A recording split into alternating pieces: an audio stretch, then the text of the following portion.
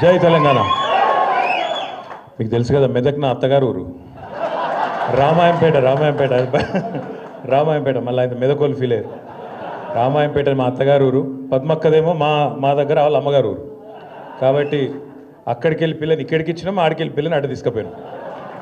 పేరు పేరున వేదికపై ఆసీనులైన పెద్దలు, మరి ఈరోజు ఈ కార్యక్రమానికి అధ్యక్షత వహిస్తున్న మా మెదక్ జిల్లా పార్టీ అధ్యక్షురాలు సోదరి శ్రీమతి పద్మా దేవేందర్ రెడ్డి గారు, గౌరవనీయులు పెద్దలు, మెదక్ జిల్లాలోనే కాదు రాష్ట్రంలోని ఏ మారుమూల ప్రాంతంలో ఏ సమస్య ఉన్నా అందరికంటే ముందు స్పందిస్తూ అందరికీ అండగా ఉండే గౌరవనీయులు పెద్దలు మాజీ మంత్రివర్యులు శ్రీ హరీష్ రావు గారు, గౌరవ పెద్దలు మాజీ శాసన మండలి సభ్యులు అన్న సేరి సుభాష్ రెడ్డి గారు, గౌరవ మాజీ శాసనసభ్యులు పట్లోల్ల శశిధర్ రెడ్డి గారు, గౌరవనీయులు సోదరులు, గతంలో మెదక్ డీసీసీ ప్రెసిడెంట్గా పనిచేస్తూ ఆనాడు ఎన్నికల సమయంలో మన పార్టీ గెలుపును కాంక్షించి మనతో పాటు కలిసి వచ్చిన సోదరులు శ్రీ కంటారెడ్డి తిరుపతి రెడ్డి గారు, పెద్దలు గౌరవనీయులు కేసీఆర్ గారు అక్కడ శాసనసభ్యుడిగా ఉన్నప్పటి నుంచి మా అందరికీ చిన్నప్పటి నుంచి జగపతంకులు అని పిలుచుకునే అలవాటు మా బట్టి జగపతి గారు, అదేవిధంగా మా తమ్ముడు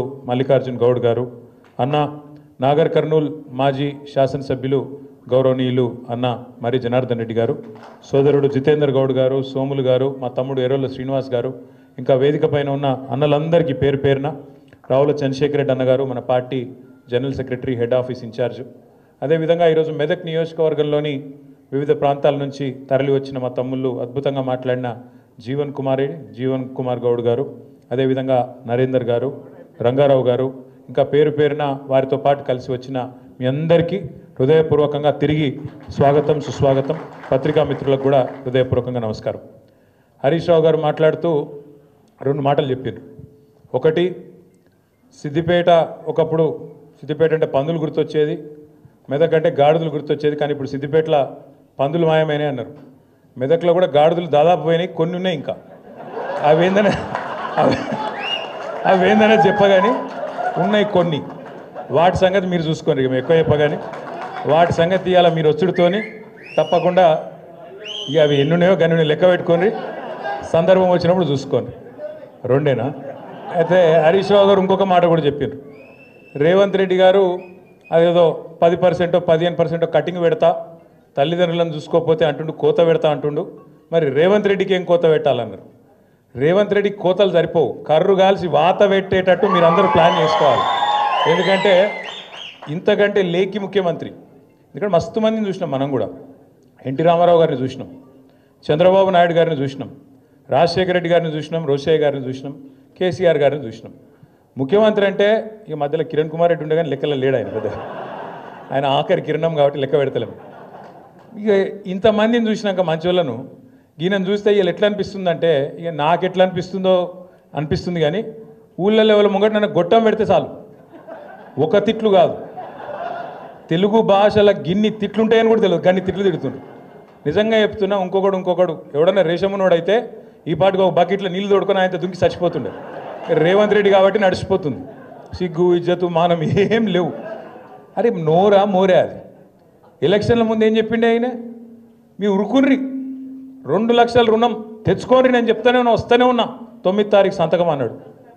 మళ్ళీ ఇప్పటి వరకు 50,000 కోట్ల రుణమాఫీ అని ఇప్పటిదాకా రైతుల ఖాతాల్లో 12-13 వేల కోట్లు కూడా దాటలు వేసింది. కానీ అయిపోయిందని చెప్పి ఇలా ఉదరగొట్టే ఉపన్యాసాలు. రైతు బంధు కేసీఆర్ బిచ్చమేసినట్టు 10,000 ఇస్తుండు, నేను 15,000 ఇస్తా, నేను నన్ను ఓటేయండి గుద్దుండ్రి అన్నాడు. కేసీఆర్ 2 పంటలకు ఇస్తుండే, నేను 3 పంటలకు ఇస్తా అన్నాడు. వేసిండా రైతు బంధు? వస్తుందా? ఇలా సిగ్గు లేకుండా 2 సార్లు ఎగ్గొట్టి మొన్న అది కూడా మళ్ళీ అరకొరగానే వేసి 15,000 అని చెప్పి 12,000 ఇచ్చి దానికోసం అట సంబరాలు చేసుకోండి, ఇక మొత్తం దేశమంతా ఉరికురికి సంబరాలు చేసుకోండి అని చెప్పి రైతు వేదికల కాడ సంబరాలు చేసుకోమని చెప్తా ఉన్నాడు. దాంతోపాటు ఎన్ని మాటలు, అత్తకు 4,000 ఇస్తా, అత్తకు 4,000, కోడలకు 2,500 వచ్చినాయి. అత్తకు 4,000, కోడలకు 2,500. ఇక సిగ్గు లేకుండా ఇంకా మాట్లాడతాడు రేవంత్ రెడ్డి. ఈసారి 100 గెలుస్తాడట, 100. అందుకే నేను చెప్పిన 100 నీ బొందనా అని చెప్పిన నేను. నిజంగా కూడా ఇప్పుడు మరి ఆయనకు నాకు ఇట్లా మాట్లాడేది ఇష్టం ఉండదు నిజానికి, కానీ ఆయనకు ఆయన భాషనే అర్థమవుతుంది. ఎవడన్నా ముఖ్యమంత్రి ప్రపంచంలో, మొత్తం ప్రపంచంలో ఎక్కడన్నా ఏం చేస్తారు ఆయన కోసుక తింటారా అంటాడు ఎవడన్నా? అంటాడా అసలు ఎవడన్నా బుద్ధున్నాడు?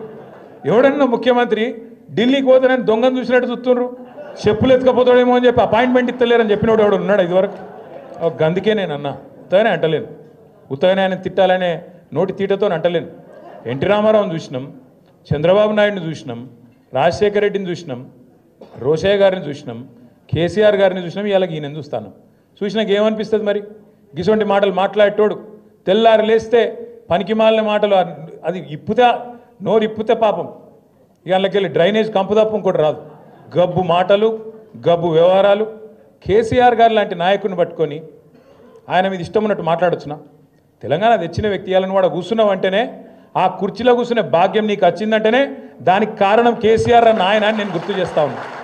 కేసీఆరే లేకపోతే, టీఆర్ఎస్ఏ లేకపోతే, గులాబీ జెండానే ఎగరకపోతే తెలంగాణ వస్తుండేనా? అది తెలియదా రేవంత్ రెడ్డికి? ఇలా పనిచేసిపోయినట్టే కదా హరీష్ అన్న కింద మన జీవన్ లెక్క ఆయన కూడా శిష్యుడు ఉండే.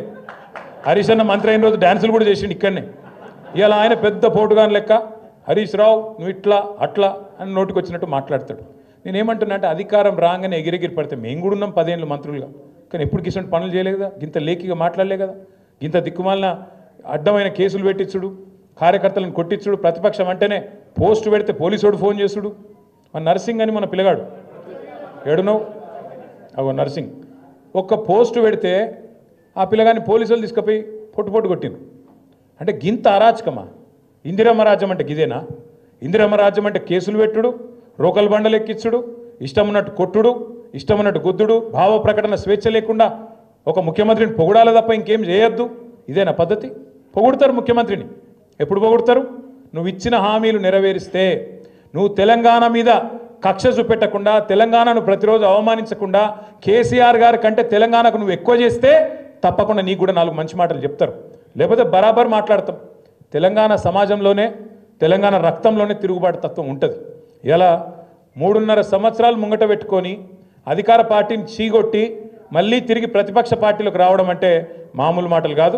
అందుకే తమ్ముడు జీవన్ని కానీ, అదేవిధంగా నరేందర్ గారిని కానీ, రంగారావు గారిని కానీ, ఇంకా మిగతా మిత్రులందరినీ కూడా హృదయపూర్వకంగా మీకు స్వాగతం చెప్తూ, మరి మీకు అండగా ఇటు పద్మ గారు, అటు సుభాష్ రెడ్డి గారు, శశిధర్ రెడ్డి గారు, తిరుపతి రెడ్డి గారు, అందరికీ మించి హరీష్ రావు గారు మీకు అండగా ఎప్పటికీ ఉంటారు.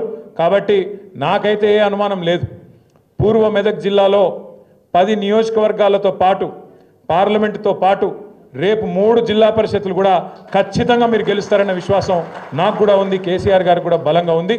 మీకు అన్ని రకాలుగా అండగా ఉంటూ ఎప్పటికప్పుడు హరీష్ రావు గారి నాయకత్వంలో బ్రహ్మాండంగా మళ్ళీ తిరిగి జిల్లాలో మన ప్రభుత్వం ఏర్పడే విధంగా కేసీఆర్ గారు తిరిగి ముఖ్యమంత్రిగా పట్టపగ్గాలు చేపట్టే విధంగా మనందరం కూడా నిరంతరం కష్టపడదామని చెప్పి మీకు మళ్ళొక్కసారి హృదయపూర్వకంగా విజ్ఞప్తి చేసుకుంటూ, పేరు పేరున ఈరోజు ఇంత పెద్ద ఎత్తున భవన్కి వచ్చిన మీ అందరికీ కూడా హృదయపూర్వకంగా నమస్కారాలు.